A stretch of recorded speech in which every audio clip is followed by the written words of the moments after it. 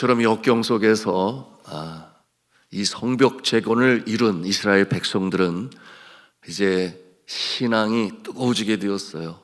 그러므로 가슴이 뜨거워지게 되었고 심지어는 눈물까지 흘리는 새로운 이 신앙의 이 깊이 속에 들어가게 되었습니다.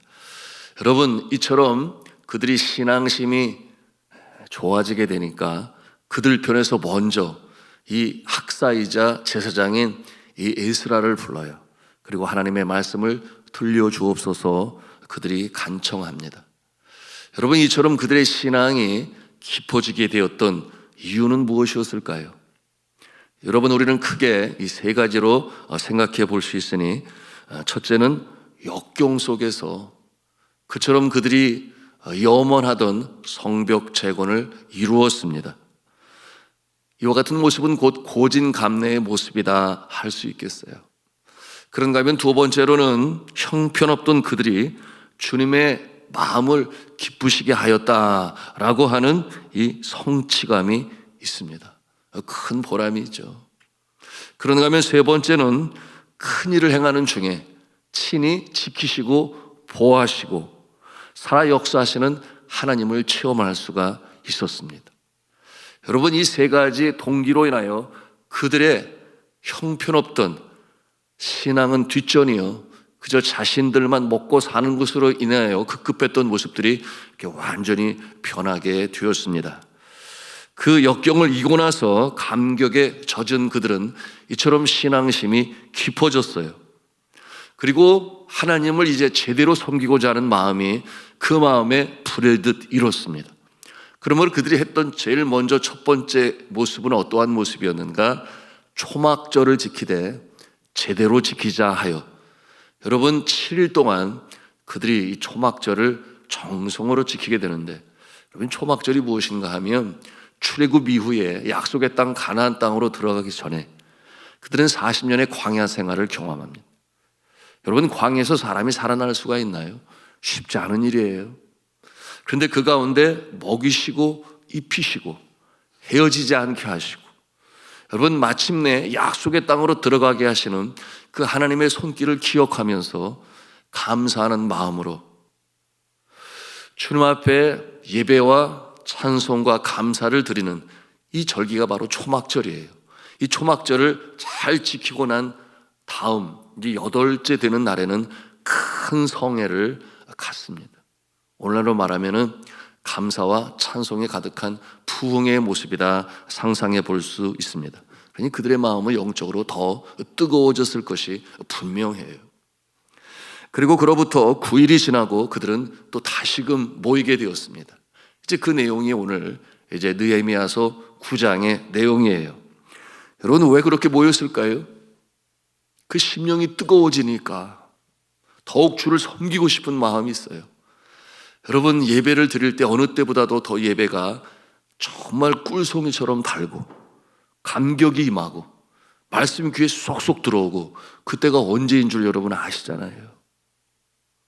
어려움을 겪고 난 이후에 주님의 사랑과 은혜를 깨닫고 나서야 주 앞에 나올 때 예배가 다르게 느껴져요. 마음의 감격이 임하고, 그리고 그 선포되지는 말씀이 꿀송이처럼 달고, 여러분, 그와 같은 이 뜨거운 믿음으로 다시금 회복한 이스라엘 백성들이 다시금 모이는 거예요. 그리고 그들의 마음에는 어떠한 생각이 듭니까? 지난 날 속에 자신들의 잘못한 모습, 하나님은 이처럼 나를 사랑하시고 보호하시고 지키셔서 이 안전을 위한 성벽 재건까지도 여러분 그 어려운 역경 속에서 이루어냈는데, 정작 자신을 돌이켜보니 하나님의 은혜에 반하여 내가 무엇을 하였는가? 죄가 생각이 나는 거예요. 나태함과 게으름이 생각이 나는 거예요. 그러니 주님 앞에 회개하는 모습으로 오늘 9장 1절로부터 그 내용이 이렇게 기록되어져 있습니다. 자, 이 회개 운동, 우리 1절부터 3절까지 말씀을 다시 읽도록 합니다. 시작.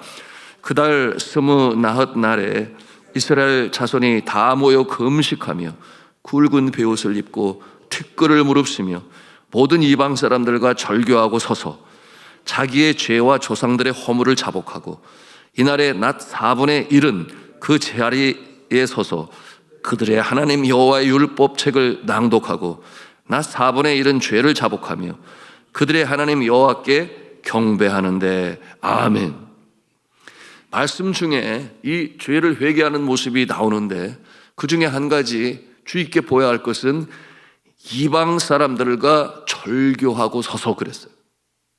여러분, 이방 사람들을 절교하는 것이 회개와 무슨 상관이 있겠습니까?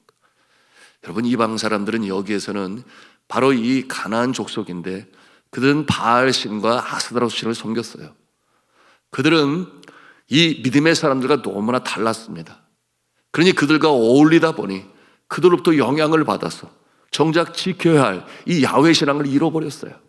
그러므로 그들과 절교하고 거룩한 심령으로 티끌을 뿌리고 굵은 베옷을 입고 여러분 마음을 찢고 회개하는 모습을 우리가 보는 거예요. 그런데 이 말씀에 보니까 이 회개의 이 예배를 하나님 앞에 드리면서 낮에 4분의 1, 낮에 또 4분의 1, 그래서 반나절을 어떠한 모습으로 보냈는가 우리가 그 모습을 보게 되는데, 보통 하루 낮을 9시부터 5시까지로 한다면 8시간 중에 이 4시간을 어떠한 모습으로 보냈는가? 첫째는 말씀을 듣고 묵상하며, 둘째는 회개하는 시간으로, 그리고 주님 앞에 찬송하는 모습으로 이렇게 그 회개의 예배를 하나님께 드리고 있습니다.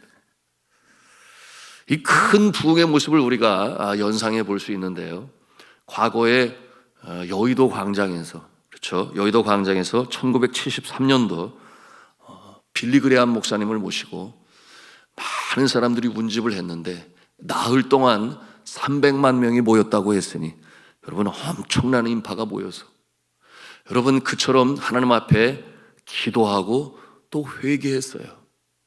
여러분, 그때 주님 앞에 돌아온 자들이 3만 7천 명이라고 그랬습니다.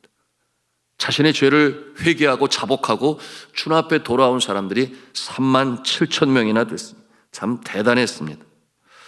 자, 성도 여러분, 은혜가 넘치는 곳에 회개가 있습니다.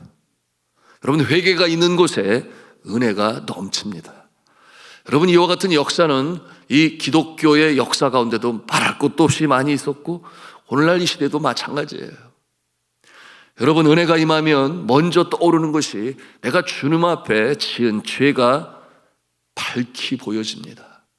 그러므로 가슴을 찢고 회개하는 모습이 나타나고, 회개하는 심령은 깨끗한 심령이 되니 성령께서 역동적으로 역사하셔서 변화된 모습으로 살아가게 되는 것입니다. 이 과정을 가리켜 소위 sanctification이라고 하는데 성화라고 표현을 해요.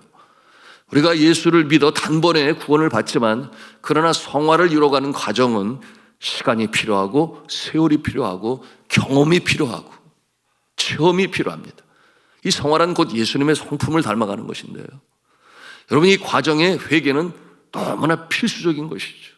심령이 청결한 자는 복이 있나니 그가 하나님을 볼 것이며, 세상이 주지도 알지도 못하는 이 영적인 세계가 펼쳐지고 하나님의 선하신 뜻을 알 수 있게 된다, 그 말이에요. 어떠한 자에게? 회개하여 그 심령이 청결한 자에게. 자신의 부족함과 연약함을 내어놓는 것이죠. 그러니 이 교만한 자는 회개하지 아니해요. 내가 무엇을 잘못했느냐. 또한 그 마음에는 내가 의지하는 그 무엇, 나의 의, 나의 건강, 나의 지혜, 나의 얄팍한 경험과 지식, 여러분 그것이 곧 행복을 보장해 줄 것이라 생각하여 하나님 앞에 교만합니다. 자고합니다. 여러분, 회개는 곧 서렌더, 항복하는 거예요. 하나님 앞에 나의 능력과 힘으로는 못합니다. 나의 영혼의 창조주가 되시고 생명의 소유주가 되시고 삶의 주인 되신 하나님만이 하실 수 있습니다. 이와 같은 고백이 곧 회개예요. 그러니 겸손한 마음으로 나가게 되니 여러분, 이 겸손한 자에게 주의 은혜가 임하는 것입니다. 자, 오늘 성경에도 이와 같은 모습을 언급하고 있는데요, 이스라엘 백성들이 지난날의 모습을 돌이켜봅니다. 그리고 자신의 모습을 또한 돌이켜보아요. 그게 무엇이냐? 교만한 모습이죠. 하나님의 은혜를 깨닫지 못하고 물론 어려울 때는 회개하고 자복하여 하나님의 은혜를 다시금 생각하지만, 그러나 등 따숩고 배부르기 시작하면 그 은혜가 점점 멀어지는 거예요. 그러면 자신이 뭔가를 다 이룰 거 있을 거라고 생각하지만 아니라는 것이죠. 자, 이 자고하고 은혜를 모르고 교만한 모습, 회개를 하는데 16절의 내용을 우리 같이 보도록 합니다. 같이 읽겠습니다. 시작. 그들과 우리 조상들이 교만하고 목을 굳게 하여 주의 명령을 듣지 아니하고.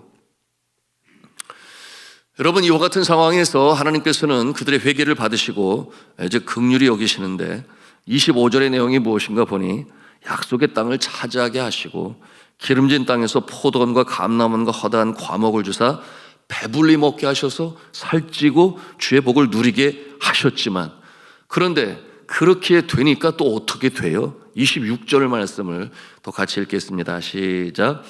그들은 순종하지 아니하고 주를 거역하며 주의 율법을 등지고 주께로 돌아오기를 권면하는 선지자들을 죽여 주를 심히 모독하였나이다. 여러분, 그 결과가 무엇이었습니까? 민족적인 환란이었죠.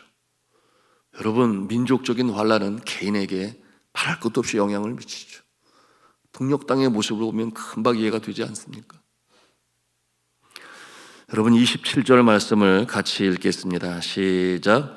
그러므로 주께서 그들을 대적의 손에 넘기사 그들이 곤고를 당하게 하시매 그들이 환난을 당하여 주께 부르짖을 때 주께서 하늘에서 들으시고 주의 크신 긍휼로 그들에게 구원자들을 주어 그들을 대적의 손에서 구원하셨거늘. 여러분, 그들이 그처럼 어려움을 당해요.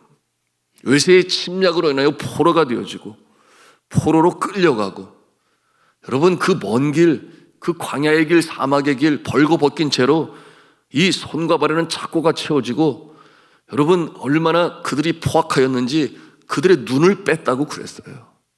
그와 같은 모습으로 끌려가는 모습을 한번 상상을 해보세요. 이처럼 환난과 고난 속에서 그들이 회개하고 돌이킬 때 하나님께서 다시금 긍휼을 베푸시는 역사가 다시금 반복이 되고 또다시 반복이 되고, 여러분, 그와 같은 모습이 나타납니다. 여러분, 이런 어려움이 닥쳐올 때 회개하지 않을 자가 누가 있나요? 간절히 통에 자복하며 회개할 때 하나님께서 다시금 긍휼을 베푸셔서 다시금 세우시는 하나님의 모습을 우리는 이 성경의 역사 속에서 대하는 것입니다. 그때 이 미련하고 아둔하고 교만했던 자신들의 조상들의 모습을 돌이키면서 오늘 우리가 그와 같은 모습이 있지 아니하냐, 그 역사를 보면서 자신을 보는 거예요. 매 한 가지임을 그들이 고백합니다. 왜냐하면 여전히 나라는 황폐하고 가까스로 성벽을 재건하였지만 그러나 나라의 주권이 어디에 있어요? 당시 페르시아 제국의 속국이 되고 공물을 바쳐야 하고 그 어려움 속에 처해 있는 모습 속에서 겨우겨우 견뎌가는 자신들의 모습을 보니 회개하지 않을 수가 없는 거예요. 여러분, 그러나 돌이킬 때에 다시금 긍휼히 여기셔서 회복시키시는 하나님을 믿기 때문에, 그 소망 때문에 이처럼 회개하고 돌이키는 모습을 오늘 이 느헤미야서 9장을 통해 우리는 대하는 것입니다. 자, 이 철저히 회개하는 모습이 이제 36절, 37절의 내용이에요. 네, 36절, 37절 말씀을 같이 읽겠습니다. 시작. 우리가 오늘날 종이 되었는데 곧 주께서 우리 조상들에게 주사 그것의 열매를 먹고 그것의 아름다운 소산을 누리게 하신 땅에서 우리가 종이 되었나이다.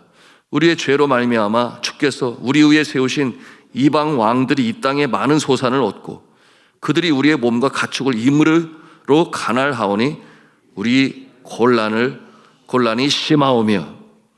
이 황폐되어진 이 모습을 주님 앞에 아뢰면서 눈물로 간청하며 회개하는 모습입니다. 자, 주 안에 사랑하는 성도 여러분, 환난의 때가 오기 전에 우리가 주를 잘 섬겨야 합니다. 주께서 우리에게 주신 명령, 그 율례와 계명을 잘 지켜 행하는 것이 그것이 최고예요. 그것이 복된 인생으로 살아가는 모습이죠. 창조주와 우리 피조물과의 관계가 제대로 서면 여러분, 그것이 주님께서 약속하신 그 복된 모습으로 살아가는 것인데, 그런데 그러지 아니하고 마치 내가 모든 것을 한 것처럼 자고하여 교만하여 하나님을 경외하지 않고 멀어지게 될 때 어떤 모습이 나타납니까? 하나님께서 이 나라 복을 주셔서 한강의 기적을 이루시고, 여러분 계산기로 도무지 두드려도 답이 나오지 않으니 기적이라는 표현으로 이 세인들은 이 대한민국의 성장을 그렇게 표현을 했어요. 그러나 정작 잘 살게 되니까 하나님을 경외하는 자들이 점점 줄어들고 있지 않습니까? 그 결과가 무엇입니까? 겉으로는 잘 살아요, 잘 입어요, 잘 먹어요, 비만과의 전쟁을 선포했습니다. 그러나 정작 이 사람이 이 먹을 것으로 마실 것으로 행복할 존재로 만들어지지가 아니했잖아요. 영적인 존재로 만들어진 존재가 우리 인생 아닙니까? 하나님의 호흡, 생기로 그 코에 불어넣으시사 생명이 된지라. 여러분, 하나님의 기운이 없이는 살아갈 수 없는 존재가 우리 인생 아니겠어요? 그러니 불만지수는 높아가고 행복지수는 떨어지고 OECD 국가 중에 극단적인 선택을 하는 모습이 가장 많은 나라가 대한민국이에요. 얼마나 불편한 진실입니까? 여러분, 이와 같은 모습은 영적으로 피폐하고 그야말로 바닥을 치는 모습 아니겠어요? 이와 같은 모습 가운데 여러분, 오늘날 이 나라의 현실은 또 어떠합니까? 세계 사람들의 염려거리가 되었어요. 이 정책적인, 이 정치적인 문제로 말입니다. 여러분, 이와 같은 모습, 이념적인 갈등으로 인하여 국민의 마음은 둘로 나눠지고, 여러분, 이와 같은 모습이 여러분 오늘날 우리를 얼마나 힘들게 합니까? 여러분, 사람이 떡으로만 사는 존재로 지어진 것이 아닌데 그것을 알지를 못해요. 그 영혼이 빼빼 마르고 참 그 영혼이 핍절하였으니 그 심령이 평안하겠습니까? 여러분, 이와 같은 상황에서 어떻게 해야 되겠습니까? 회개해야 합니다. 회개해야 합니다. 이것이 오늘날 한국 교회에 하나님이 주시는 성령이 교회에게 하시는 말씀이에요. 오늘 말씀에서 이스라엘 백성들이 모여 금식을 하고 굵은 베옷을 입고 티끌을 무릅쓰고 자기의 죄와 조상들의 죄를 하나님 앞에 자복하고 회개하는 것처럼 우리가 이와 같은 모습으로 다시금 일어설 때에 여러분, 우리의 심령이 새롭게 고침을 받고 다시금 부흥의 역사가 시작되는 줄로 믿으시기를 바랍니다. 그럴 때 우리 하나님께서 긍휼을 베푸십니다. 그러므로 죄악된 모습은 불꽃 같은 눈으로 바라보시는 주님이신데, 회개하고 돌아올 때는 어떠한 모습이에요?